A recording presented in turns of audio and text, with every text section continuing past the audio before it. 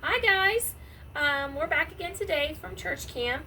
My name is Jessica Jones, and I usually teach the younger classes at camp. So today I have Jace Jones helping me, and I also have Jackson Jones helping me today. So right now they are coloring a picture, and then we're going to turn it into like a little craft today. So that will be a surprise at the end. So today's story is going to be about Hannah and her prayer. Okay, so in the book of 1 Samuel, chapter 1, verse 1. Okay, while I do this, they're going to go ahead and start coloring. So whenever I'm done, we can show you what it looks like. So you can go ahead and get started. Yeah. All right, so. Can we draw? You can just color it. Just color what the picture has, okay? All right, so in chapter 1, it talks about a man. Now, please excuse my pronunciation. There was a man named Elkanah. He had 2 wives. He had 2 of them. Isn't one enough? One was called Hannah and the other Peninnah. Peninnah had children, but Hannah had none. Year after year, this man went up from his town to worship and sacrifice to the Lord Almighty at Shiloh. So whenever the day came for Elkanah to sacrifice, he would give portions of the meat to his wife Peninnah and to all her sons and daughters. But to Hannah he gave a double portion because he loved her. And the Lord had closed her womb. And because the Lord had closed her womb, her rival kept provoking her in order to irritate her, meaning the other woman kept making fun of her and kind of bullying her. This went on year after year.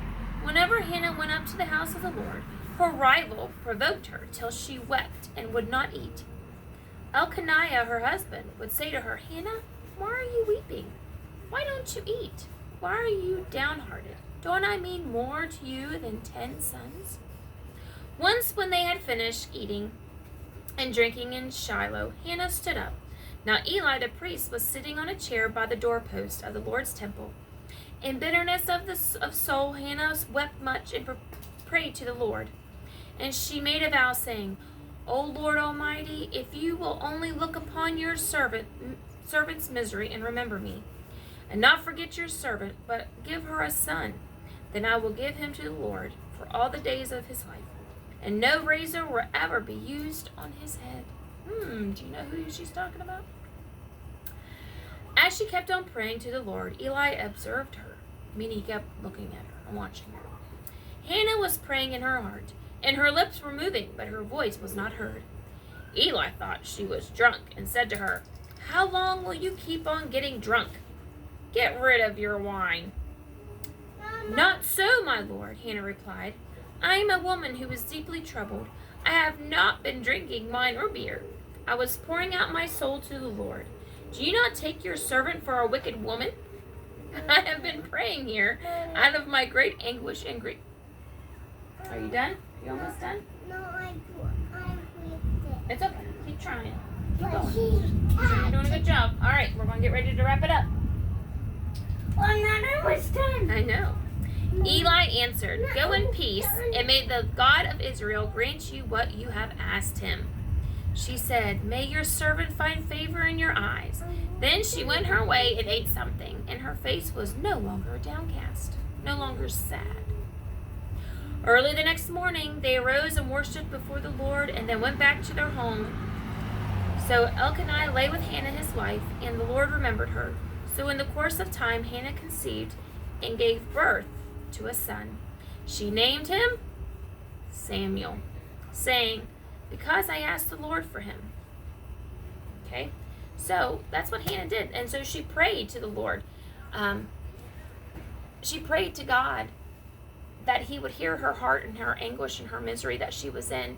And a lot of times too, sometimes we're hurt, we're sad, and we need to make sure that we're praying to God.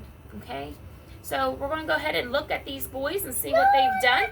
Okay, we'll give them time, but we'll be right back, okay, to look at seeing what they've done.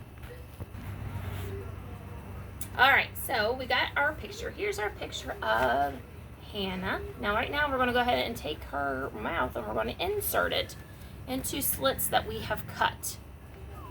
Okay,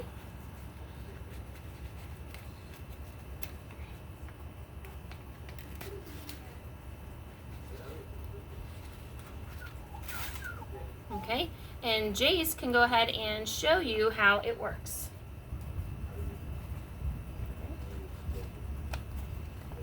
Don't pull it all the way through.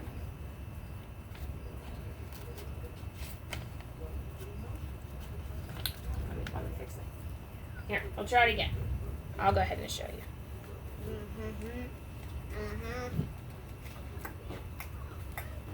That's the first way. Well, that's really good, Jackson. Okay, so here we go. So when she spoke, No. her lips were moving, but nothing was coming out. So Jace did a very good job. So here's Jackson's. Okay, you hold it. Here's Jackson's. Hannah, scoot it up so people can see it. Nice. Okay. I hope you enjoyed our story, and we'll see you again later. Thanks.